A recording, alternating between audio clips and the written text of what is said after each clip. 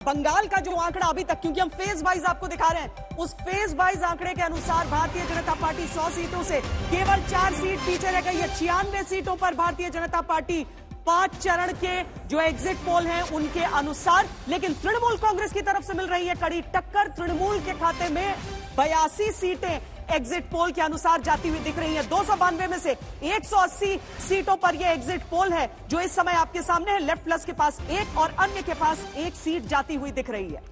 ये अपने आप में काफी महत्वपूर्ण हो जाता है। 5वें चरण तक बीजेपी को 96 सीट का अनुमान। ऐसे में क्या बीजेपी सरकार बना लेगी अगर इसी तरह से आंकड़े बढ़ते हुए चले गए, या तृणमूल कांग्रेस जो पीछे पीछे लगातार बढ़ती हुई चली जा रही है, कांटे की टक्कर दे रही है बीजेपी को, एक बार फिर से ममता बनर्जी वहां पर हैट्रिक लगाने में कामयाब रहेंगी? क्या होगा पश्चिम बंगाल में? सभी के जहन में ये सवाल है। लेकिन आपको बताते चले 5 चरणों के आंकड़े आपके सामने रखे हैं। आज 8वें चरण का भी मतदान सामने हुआ है। अगले 3 चरणों की हम बात करेंगे, तो अब सीधे बिना देर किए 6वें चरण का आंकड़ा क्या कहता है वो आपके सामने रखते हैं। सबसे पहले वोट प्रतिशत की बात हो जाए कि वोट प्रतिशत 6वें चरण में क्या भारतीय जनता पार्टी के पक्ष में ज्यादा जाता है, और यहां पर बराबरी पर 44% बीजेपी, 44% टीएमसी, लेफ्ट गठबंधन को 9 सीटें, अन्य को 3% जाती हुई दिखाई दे रही हैं। और यह अपने आप में महत्वपूर्ण 6ठे चरण की 43 सीटों पर मतदान हुआ था। 82% वोट शेयर था।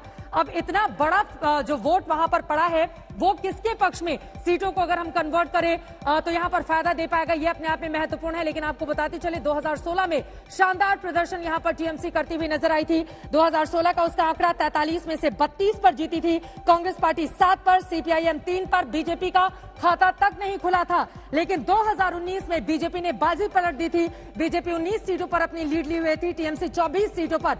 अब इसी आंकड़े को, ये जो वोट शेयर आप देख रहे हैं, अगर इसको हम तब्दील करें सीटों में, तो वो सीटें क्या कहती हैं? क्योंकि यहां की जो सीटें सामने आएंगी वो यकीनन नीचे 96 में या फिर 82 में जुड़ती हुई चली जाएंगी, जो ये साफ करेंगी कि अब की बार किसकी बनेगी सरकार पश्चिम बंगाल में। सीधे रुक कर लेते हैं, सईद जी फिर से आ गए पश्चिम बंगाल का चक्कर लगा के ट्रॉम से। सईद, क्या कहती है सीटें? जी घूम रहे हैं, हम देख रहे हैं, लेकिन 22 और 21 अगर जो परसेंटेज सीटों में कन्वर्ट होता है तो बराबर हो रहा है। लेकिन बीजेपी को यहां पर 1 सीट का फायदा मिलता हुआ दिखाई दे रहा है। ये 43 में 6ठे चरण में ये स्थिति है, यानी कि बिल्कुल बराबर कांटे की टक्कर। लेकिन आप बिल्कुल मत भूलिए कि ये वो बंगाल है जो 45 सालों तक जहां लेफ्ट का राज होता है, शासन होता है, उसके बाद 10 साल से ममता बनर्जी हैं। और अगर ऐसे में बीजेपी ये इस स्थिति में आ जाती है, बीजेपी जबरदस्त टक्कर देती हुई दिखाई देती है, बीजेपी इतना आगे बढ़ते हुए दिखाई देती है, लोकसभा में 18 सीटें जीत जाती है, तो वाकई ये बीजेपी एक बड़ी जीत बीजेपी की अभी अनुमान में ही भले आप मानिए, आपको मानना पड़ेगा। और बंगाल में बीजेपी ने अपनी उपस्थिति तो दर्ज करवा ही दी है, यह भी आपको मानना पड़ेगा। देखिए 118, हालांकि श्वेता आपने कहा था इस कार्यक्रम की शुरुआत में कि प्रशांत किशोर की चर्चा नहीं करते हैं, उन्हें अलग रखिए, लेकिन वो कई बार कह चुके हैं हमारे चैनल पर, आज तक पर भी उन्होंने कहा था कि अगर 100 बीजेपी पार करती है तो मैं ये काम नहीं करूंगा। तो एक सवाल और आपके पास यहां पर आ गया है। लेकिन देखना यह होगा कि अगर इसी तरह से रहा तो जो परिणाम आएंगे वो बिल्कुल आसपास रहेंगे, तब स्थिति क्या होगी? श्वेता और सही, चलिए एक और चक्कर आप लगाइए, क्योंकि अभी कुछ राउंड्स बाकी हैं। लेकिन छठा ये चरण, जहां पर जिस मथुआ समुदाय की हम बात करते हैं, वो वाली सीटें इसी चरण में गई थी चुनाव में। और भारत बांग्लादेश सीमा से जुड़ा हुआ जो बोंगांव, कृष्णानगर, ये सारी सीटें हैं, ये सब इसी चरण में अपना खेल दिखाने वाली हैं। लेकिन यहां जो आंकड़ा प्रदीप गुप्ता जी चूंकि वापस लौट आए हैं हमारे साथ, ये जो आंकड़ा हम इस समय 6 चरण का दिखा चुके हैं, और इस चरण की खासकर मैं आपसे जानना चाहती हूं, मथुआ वोटों को लेकर जिस तरह के प्रोजेक्शंस हो रहे थे, वो सही आपको एग्जिट पोल में मिले या गलत?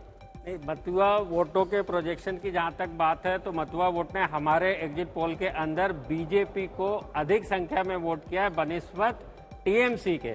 लेकिन एक बात मैं कहना चाहूंगा, जो बीजेपी यहाँ पे बैंक कर रही थी कि बहुत बड़ी संख्या में वोट करेंगे, जिसको बड़ी संख्या का मतलब होता है 60% के ऊपर, वो नजर नहीं आ रहा है। हाँ, बीजेपी को वोट बहुत अधिक मात्रा में किया टीएमसी के मुकाबले, लेकिन उतना अधिक नहीं किया है जितने की उम्मीद थी।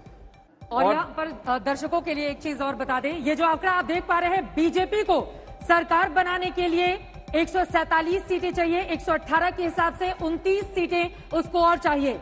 तृणमूल कांग्रेस को सरकार बनाने के लिए 44 सीटें और चाहिए। 147 का आंकड़ा अगर उसको छूना है इन 292 सीटों में से, ये अपने आप में महत्वपूर्ण है। ये आंकड़ा किसके पक्ष में जाएगा ये देखना दिलचस्प रहेगा। लेकिन अभी तक 292 में से 223 के आंकड़े हमने आपके सामने रखे हैं। बीजेपी प्लस 118 पर, तृणमूल 103 पर। कुल मिलाकर ये स्कोर बोर्ड ये बता रहा है कि कांटे की टक्कर इस वक्त पश्चिम बंगाल में चल रही है। आखिरी तक कौन बना लेगा सरकार, श्वेता, ये महत्वपूर्ण है। 100 दोनों पार कर चुके हैं। 103 तृणमूल, 118 भारतीय जनता पार्टी। और प्रभु चावला हमारे साथ एक बार फिर जुड़ गए हैं।